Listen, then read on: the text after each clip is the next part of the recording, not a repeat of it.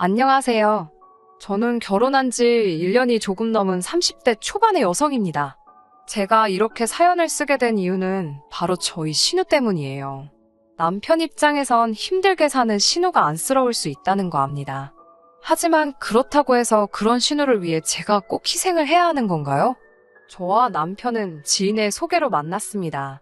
남편도 저도 당시 취업을 준비하고 있었는데 둘의 관심사도 같고 취미도 비슷하단 걸 알아챈 지인이 그럼 한번 만나서 서로 도와주면 어떻겠냐며 다리를 놔주었지요. 사실 당시 연애의 뜻이 없었지만 좋은 뜻으로 해주는 소개팅이라는 걸 알고 있었기에 거절하지 못했습니다. 밥이나 한 끼 먹고 들어오자고 생각하며 가벼운 마음으로 나간 자리였어요. 그런데 기대와 달리 제 앞에는 키도 크고 호감 가는 외모를 가진 사람이 앉아 있었습니다. 쑥스러운지 말은 잘하지 못했지만 어떻게든 대화를 이끌어 가려는 모습이 보기 좋았어요. 무엇보다 대화를 할수록 말이 잘 통한다는 느낌이 들었고요. 한참 이야기를 하다 핸드폰을 보니 첫 만남임에도 불구하고 집에 가려던 시간이 훌쩍 지나 있더라고요. 저희는 얼마 지나지 않아 연인 사이로 발전했습니다. 주변에 간혹 연애하다가 취업에 실패했다거나 중요한 시험에서 고배를 마셨다는 사람들을 종종 봐왔기에 저희는 서로 굳게 약속했습니다. 둘 중 한 사람이라도 취업에 실패하면 이 관계는 오래갈 수 없는 만큼 최선을 다해서 일자리를 구하자고요. 하지만 안타깝게도 그 이듬해 저는 취업에 성공했고 남편은 실패했습니다. 실망하고 불안해하는 남편에게 제가 해줄 수 있는 것은 진심 어린 위로와 충분한 서포트뿐이었어요. 남들 눈에는 어떻게 보였을지 모르지만 객관적으론 충분하지 못했을지도 모르지만 제 나름대로 최선을 다해서 남편을 응원했어요. 그리고 제 정성이 하늘에 닿았는지 남편도 결국 얼마 지나지 않아 취업에 성공했습니다. 남편은 이 모든 게 제 덕분이라며 앞으로 평생 절 행복하게 해주겠다고 약속했어요. 그때만 해도 저는 남편이 저랑 정말 결혼을 하고 싶어 한다고 생각지 못하고 단순히 연인 사이에서 조금 오버하는 그런 인사라고 생각했지요. 하지만 얼마 후 사귄 지 약 2년쯤 되었을 무렵이네요. 하루는 남편이 저에게 처음 만났던 카페에 가자며 졸라대더라고요. 그리고 그곳에서 저에게 결혼하자며 정식으로 프로포즈를 해왔어요. 비록 제가 꿈에 그리던 그런 프로포즈는 아니었지만 남편의 진심이 느껴졌기에 저도 기쁜 마음으로 그러자고 했습니다. 결혼 이야기가 본격적으로 오가면서 남편의 가족을 만나게 되었습니다. 남편은 시부모님과 함께 살고 있었고 위로 2살 많은 누나는 이혼하고 지금은 2아이를 키우며 시댁에서 1시간 거리에 살고 있다고 하더라고요. 시댁에 처음 인사를 드리러 가는 날이었습니다. 남편은 신우가 저를 너무 궁금해했다면서 신우도 시댁에 와 있을 거라고 알려주더라고요. 시부모님 2분만 뵙는 것도 충분히 부담스러운데 신우와 조카들도 와 있을 거라고 하니 2배로 긴장되는 것 같았어요. 그래도 피할 수 없다면 즐기라는 말처럼 어차피 한 번은 거쳐야 하는 관문이었으니 최대한 잘 보이고 오자고 생각했습니다. 시댁은 서울 외곽 동네의 연립주택이 밀집한 곳이었어요. 골목에서도 끝쪽에 위치한 약간은 녹이 쓴 파란 현관을 들어서 정면에 보이는 2층이 시부모님이 거주하시는 곳이었습니다. 솔직히 말해서 한눈에 봐도 시부모님이 경제적으로 여유로우신 분들은 아니라는 걸 알 수 있었어요. 돈이라는 게 물론 주머니 다 털어보기 전까지는 모른다지만요. 신우 애들도 온다는 소리를 들었던지라 화과자 대신 아이들도 좋아할 법한 케이크와 시부모님 드실 과일을 사들고 갔어요. 현관에 들어서면서 남편이 이건 어디다 둘 거냐며 제가 사왔다고 웃으며 말하는데 신우가 힐끗 쳐다보더니 부엌에 가져다 놓으라고 하더군요.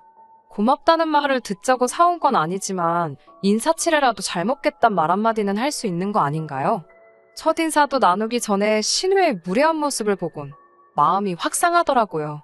그렇지만 처음 인사드리러 온 상황인 만큼 저도 최대한 껄끄러운 분위기는 만들고 싶지 않아서 최대한 나를 세우지 않으려고 했습니다.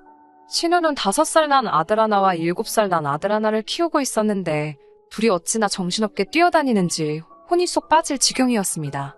부엌에 계시던 시어머니께서 나와서 거실 상황을 보시더니 저더러 애들이 한참 뛰어다닐 나이라 그렇다며 금방 식사 준비되니까 조금만 참고 기다리라 하셨어요.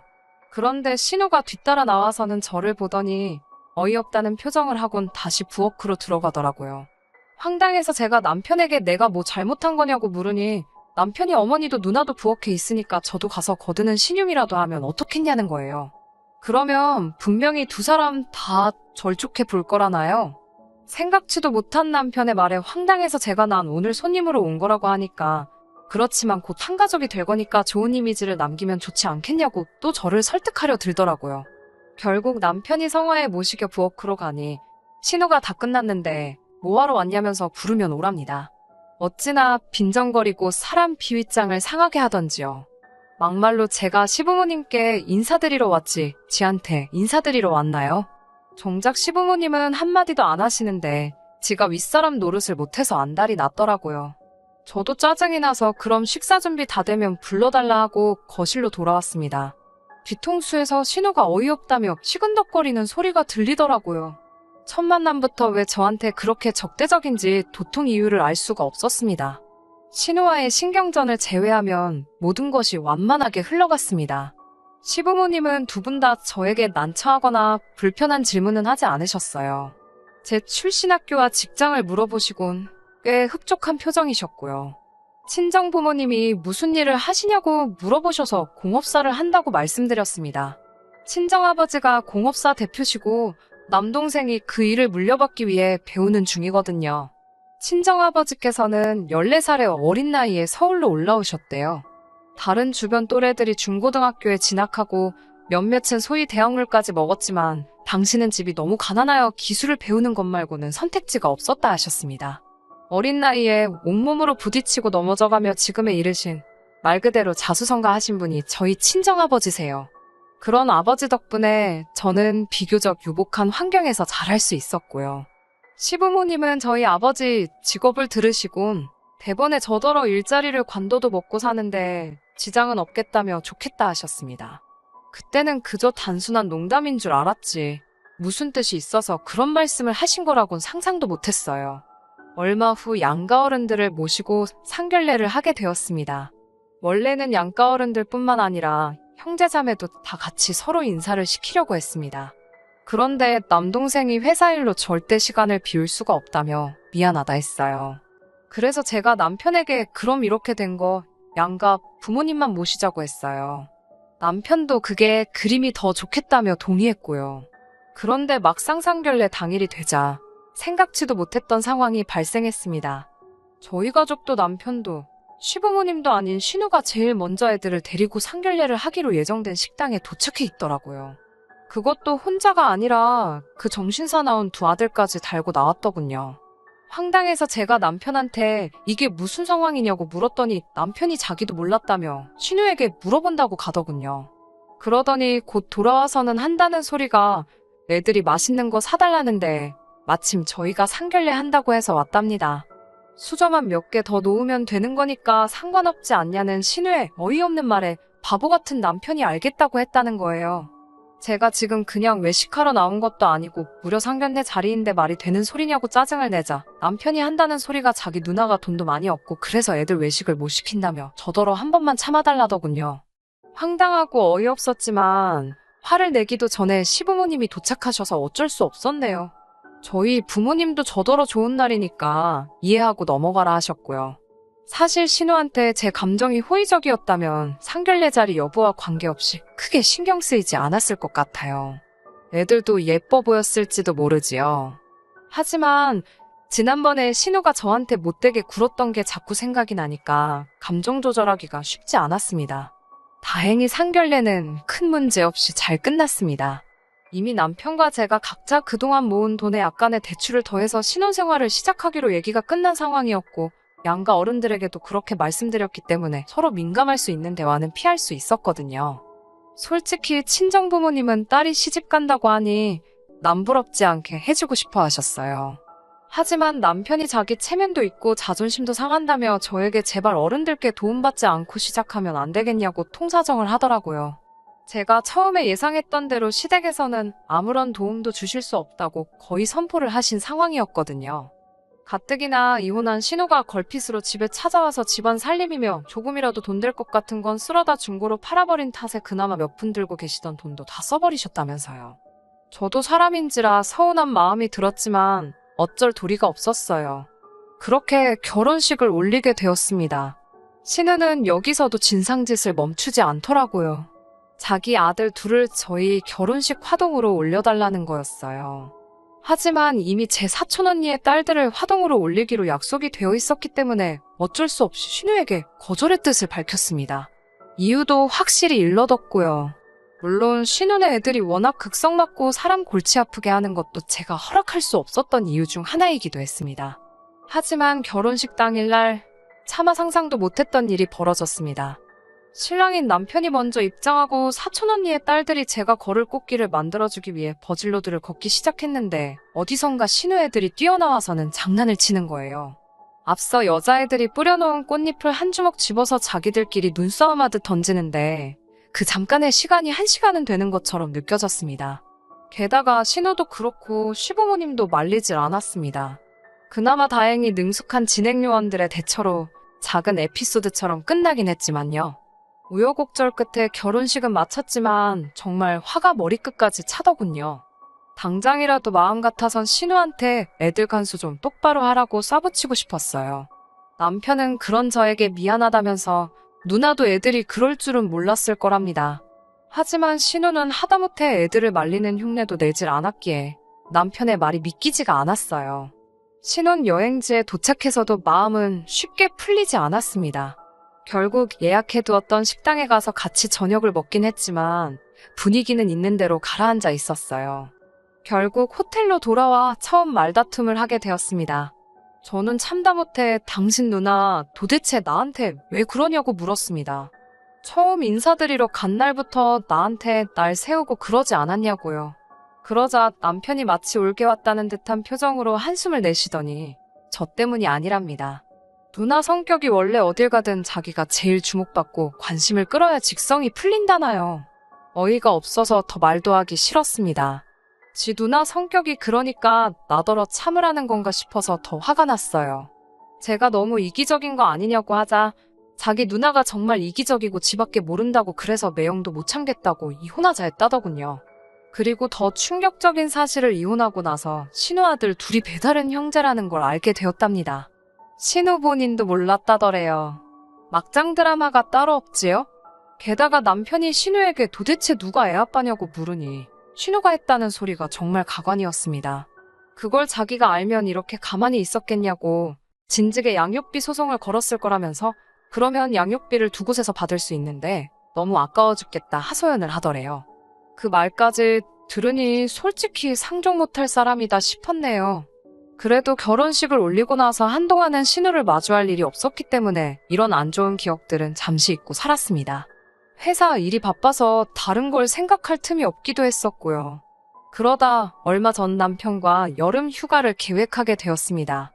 신혼임에도 불구하고 둘 다 각자 일에 치여 살았기에 이번 휴가는 오롯이 저와 남편을 위해 쓸 생각이었어요. 그런데 남편이 저에게 뜬금없이 개풀 뜯어먹는 소리를 하더라고요. 결혼하고 처음 돌아온 해에 가는 여름휴가니까 시부모님이랑 신혼애랑 다 같이 가자는 겁니다. 제가 왜 같이 가야 하냐고 물으니 결혼하고 처음 가는 휴가이기도 하고 신우가 남편도 없이 애들 둘 데리고 휴가를 가는 게 아무래도 어렵지 않겠냐며 같이 가자고 하더라고요.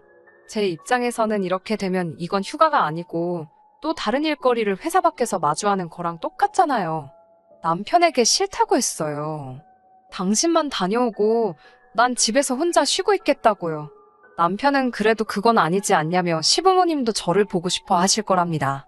결국 남편의 끈질긴 설득 때문에 올해 여름휴가만 같이 가는 걸로 합의를 봤습니다. 정말 짜증났지만 이 약속만 제대로 지켜졌더라도 제가 이 집구석과 상종을 말아야겠다는 생각은 안 했을 겁니다. 남편은 뭐가 그렇게 신이 나는지 어디서 7인승 자동차까지 빌려와가지고는 휴가 전날부터 콧노래를 부르고 다니더라고요. 그마저도 얼마나 듣기 싫고 꼴보기가 싫던지요. 제가 남편에게 결혼 전에도 시부모님하고 누나하고 여행 다니고 그랬냐고 물으니 그런 적은 없대요. 하지만 이제 결혼도 했고 같이 다녀야겠다는 생각이 들었답니다. 부모님 앞으로 사셔야 얼마나 더 사시겠냐면서요.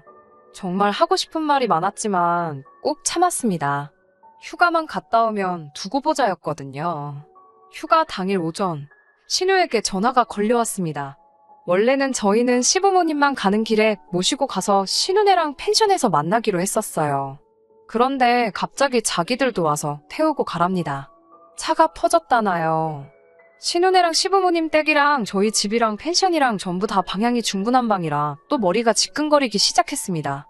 남편은 괜찮다며 자기가 운전할 테니 저는 신경 쓰지 말래요.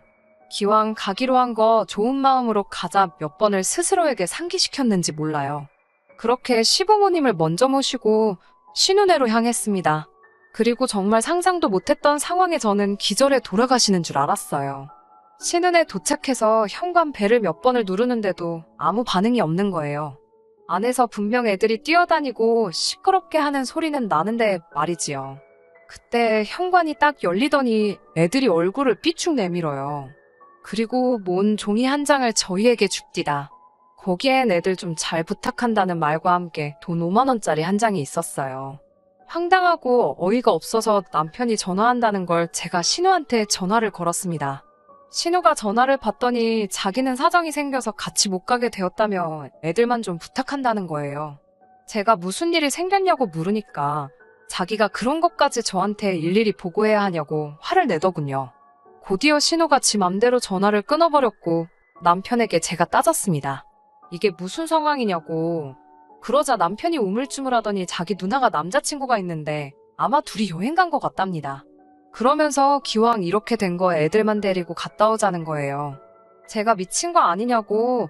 애들 엄마도 팽개치고 간마당에 우리가 왜 애들을 데리고 여행을 가냐고. 그러다 무슨 일이라도 생기면 그 원망을 어떻게 들으려고 그러냐고 저는 못 간다고 했습니다. 그러자 남편이 갑자기 저한테 큰 소리를 내면서 너는 같은 여자면서 우리 누나가 어떻게든 살려고 발버둥 치는 게 안 보이냐고 따집니다. 자기는 마음 같아선 애들을 자기 호적에라도 올리고 누나가 자기 인생을 되찾으면 좋겠답니다.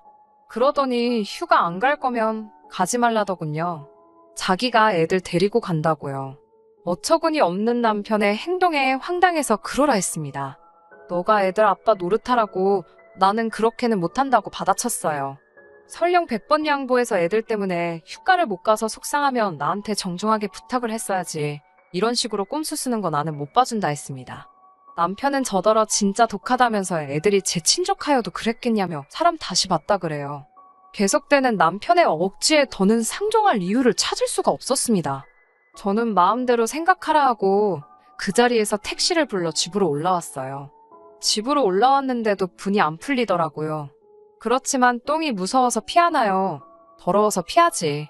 아무리 생각해도 남편하고 더 살다간 신우 뒷수발이나 들게 생겼다 싶었습니다. 저는 남편에게 문자로 헤어지자고 남겨둔 뒤 제 짐을 챙겨 친정으로 향했습니다. 전세집이 제 이름으로 계약이 되어 있었던 상황이었기에 결혼할 때 들어간 돈을 회수하는 건 어렵지 않겠다 싶었어요. 이런 순간에 머릿속에선 숫자 계산을 하고 있는 제 자신에게 조금 놀라기도 했고요. 친정에 도착하여 그간 신우와 있었던 일을 이야기하니 친정 부모님께서 그런 못 배워먹은 집구석이 어디 있냐며 저더러 헤어지고 싶으면 헤어지라 하셨어요. 그런데 그날 밤 남편에게서 전화가 걸려왔습니다. 한다는 소리가 펜션에 못 가고 그냥 집에 왔다는 거예요. 애들은 시부모님이 데려가셨고요. 무슨 일인가 하니 애들을 뒷자리에 태웠는데 둘이 하도 싸워대더랍니다. 결국 아버님이 큰애, 어머님이 작은애 하나씩 도맡게 되셨는데 애들이 그렇게 어머님, 아버님을 꼬집고 난리였나 봐요. 결국 참다 못한 아버님이 훈육 차원에서 큰애를 때렸고 그러니 또 애가 빼굴어대고 어떻게 감당이 안 되더래요. 결정적으로 과자 한 봉지를 손에 들려주니 창문을 열고 옆에 달리는 차들한테 과자를 집어 던져서 난리가 났나 보더라고요. 고속도로에서 그랬으니 더 말 안 해도 상상이 되실 겁니다. 결국 다른 차들로부터 욕먹고 진이 빠져서 집에 왔다며 제 뜻대로 되었으니 이제 집으로 돌아오랍니다. 한다는 소리가 저만 있었어도 일이 이 지경까지 되진 않았을 거라나요. 저는 남편에게 지금 내가 장난하는 거 같냐고 헤어지자고 했습니다. 홧김에 하는 소리가 아니라고요. 이제 겨우 애들 5살, 6살인데 내가 이 돌아가는 꼬락서니를 보아하니 신우가 애들 둘 케어하기는 글렀고 자칫하다간 다 내가 하게 생겼다. 벌써 당신은 호구 생활을 자처하고 있지 않냐. 나는 그렇게는 못 산다고 했습니다. 다행히 우리 아직 혼인신고도 안 되어 있으니 깔끔하게 전세 보증금 반반 정리하고 살림살이도 중고로 처분해서 반반 정리하면 될 것 같다고 아무 미련 없이 담담하게 설명했어요. 그러자 남편도 제가 진심이라는 걸 알았는지 애들이 좀 크면 그러겠냐고 저더러 너무 당장 기분에 취해서 돌이킬 수 없는 실수를 하지 말랍니다. 끝까지 정신 못 차리는 남편을 보니 저는 제 결심에 더 확고한 믿음을 가질 수 있었습니다. 그 이후로 한 달 가까이 남편은 집요하게 매달렸지만 저는 흔들리지 않았습니다. 신우한테까지 연락이 와서 자기가 그런 뜻은 아니었는데 마음이 상했다면 일단 미안하다고, 그렇지만 저도 보통은 아니었다는 사과 같지 않은 사과를 하기도 했지만 어림택도 없었어요. 시부모님도 그래도 우리 참 좋았지 않았냐 하며 아가아가 하시는데 그것도 듣기 싫었고요. 결국 팔이 안으로 굽는다고 아무리 저한테 아가아가 하셔도 신우랑 제 사이에 무슨 일이라도 생기면 신우 챙기시지 저 챙기시겠냐고요. 그렇게 결국 저와 남편은 헤어지는데 서로 동의했고 지금 그 집에는 남편이 살고 있습니다. 월세처럼 한 달에 얼마로 간주하고 나중에 전세보증금 정리할 때 거기서 차감하기로 했네요. 제가 원래 성격이 제 사람들한테는 잘 퍼주고 참아주고 그래도 일단 틀어지면 칼 같은 편이거든요. 취업 준비라는 어떻게 보면 인생의 첫 번째 난관 같은 시기를 같이 버텨낸 남편과 헤어지는 일이 저에게 쉬운 일만은 아니었지만 그래도 후회는 없습니다. 제 자신을 위해 살기에도 부족한 인생을 희생하며 살 수는 없어요. 그러라고 저희 부모님이 저 못 빠지게 키우신 거 아니잖아요. 저는 저희 부모님의 은혜에 보답하기 위해서라도 제 행복을 위해서 열심히 살 겁니다. 여러분도 항상 스스로의 행복을 가장 1순위에 놓고 사시길 바래요. 끝까지 들어주셔서 감사합니다. 오늘의 사연은 여기까지입니다. 구독과 좋아요, 알람 설정 부탁드리고 더 좋은 사연으로 다시 찾아뵙겠습니다. 감사합니다.